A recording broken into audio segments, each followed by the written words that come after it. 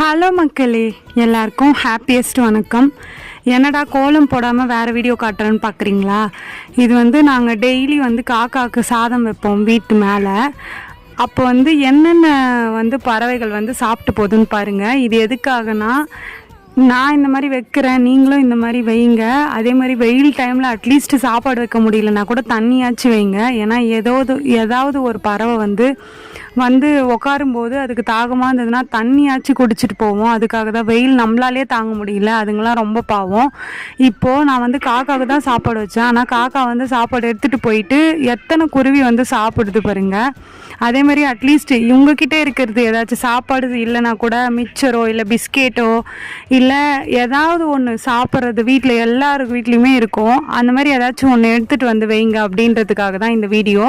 ஏன்னா அதுங்களுக்கு சாப்பாடு போடுற மாதிரியே இருக்கும், நம்மளுக்கும் ஒரு சாட்டிஸ்ஃபைடாக இருக்கும். அதுக்காக மட்டும்தான் ஏதோ ஷேர் பண்ணணும்னு தோணுச்சு, அதனால நான் உங்ககிட்ட ஷேர் பண்ணேன். இன்னும் காக்கா மட்டும்தான் எடுக்கும். இத்தனை குருவி மைனா எடுக்கும், வேறு குருவி எடுக்கும்னு நான் நினைக்கல. அதனால தான் உங்ககிட்ட வீடியோ எடுத்து ஷேர் பண்ணேன். பாய் பாய்.